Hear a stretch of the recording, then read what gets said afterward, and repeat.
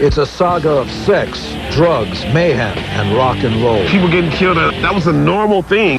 The Godfathers who wrote the rules. It's a simple thing. You're going to get burned.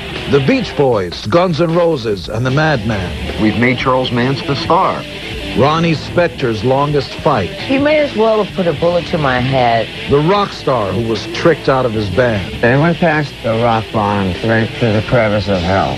I'm Gene Simmons, and this is the secret history of rock and roll. Hey, you got the sex, you've got the drugs, and you got the rock and roll.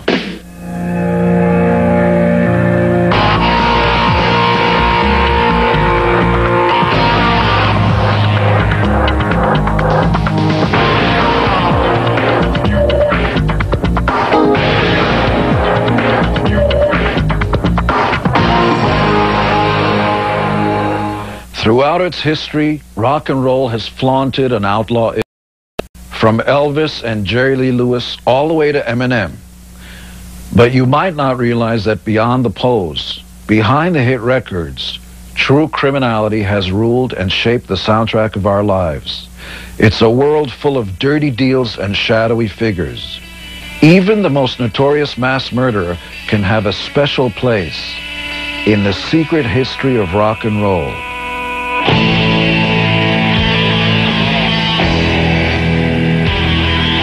Well, when I first came to California,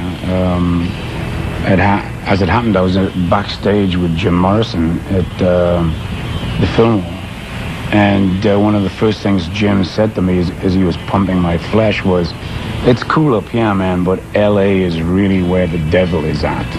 Like many rock stars, Eric Burden of the Animals came to Los Angeles for 1967's Summer of Love, with no idea that true evil was about to change the music scene forever. Charles Manson ended up in the LA music scene. He wanted to become a rock star. And in the late 60s, to be a rock star was the best kind of power you could have.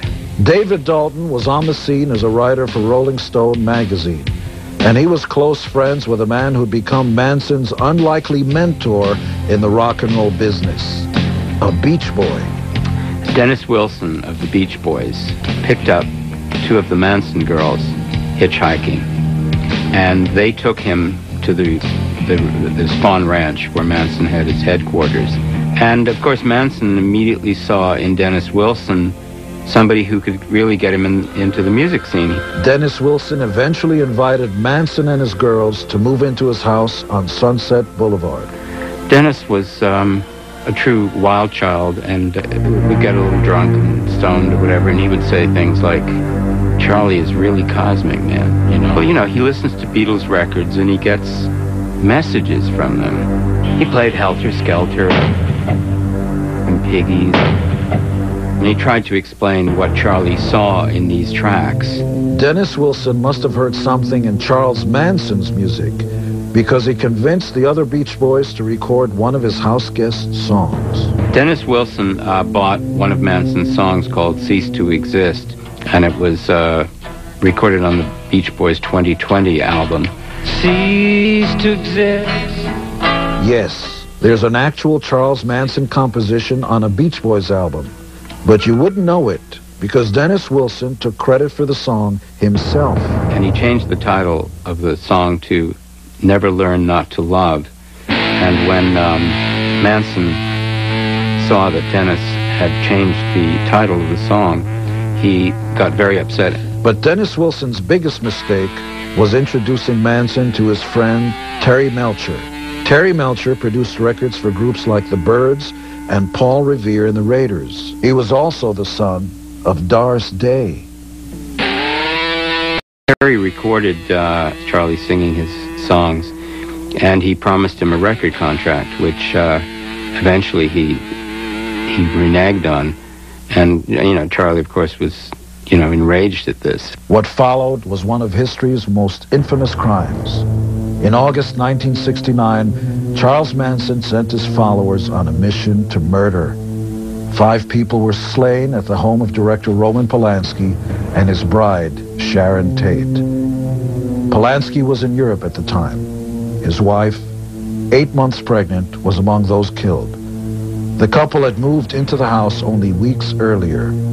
Its previous occupant was Terry Melcher. Charlie Manson felt ripped off by the music industry in L.A., and I believe that's the reason that Charlie Manson chose to go to that house. Charles Manson and his followers were convicted and sent to prison. But in the years to follow, there would be a strange reversal of fortune. Dennis Wilson drowned, a drug addict and alcoholic. And from behind prison walls, Charles Manson became something of a celebrity. In the words of Spin magazine editor Alan Light, something of a rock star. There's always been a certain amount of fascination with Charles Manson as this, maybe sort of cool underground figure. Someone's got to be insane. Someone's got to be the bad guy. In a way, Charles Manson had that sort of rock star vibe to him. In 70s punk and 80s heavy metal, Manson was a symbol of evil. By the early 90s, he was just another pop figure. Kids even wore Manson t-shirts, following the example of rock star Axl Rose, singer of the top-selling band Guns N' Roses. I think Axl in particular saw this sort of punk rock gesture just to try to piss everybody off. But no one expected this would lead to the top of the charts. In 1993, Guns N' Roses recorded a Charlie Manson song called Look at Your Game Girl. Look at your game, girl. The song, composed by Charles Manson, appeared as a so-called hidden track on the top 10 Guns N' Roses album, The Spaghetti Incident.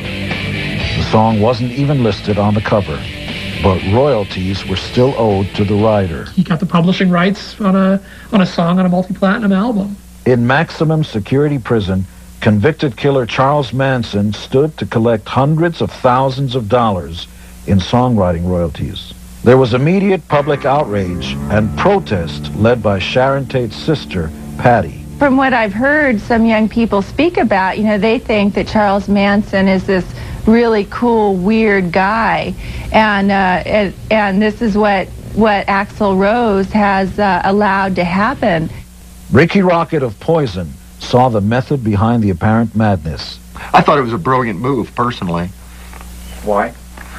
Because they wanted reaction and they got it, But more surprisingly, amid the uproar, an attorney saw a chance to find justice. 23 years ago, I filed a lawsuit on behalf of the young man sitting to my left. And we were able to obtain a judgment of $500,000 for this young man for the loss of his father. Back in 1970, attorney Nathaniel Friedman had won a wrongful death suit against Charles Manson on behalf of Bartek Frykowski, whose father was murdered along with Sharon Tate. No one ever expected to collect. With thanks to Geffen Records, they have indicated cooperation that they're going to pay any royalties arising from that song to Bartek Frykowski.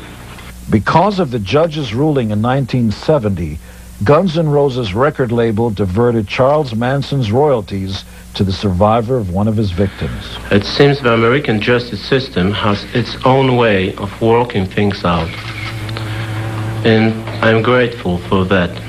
Axl Rose and his bandmates gave their portion to a Save the Dolphins Foundation. As the secret history continues, Ronnie Spector discovers her rock and roll marriage took away her rock and roll royalties. And every time I'd go to a movie, I'd hear one of my songs. And then it started to bother me.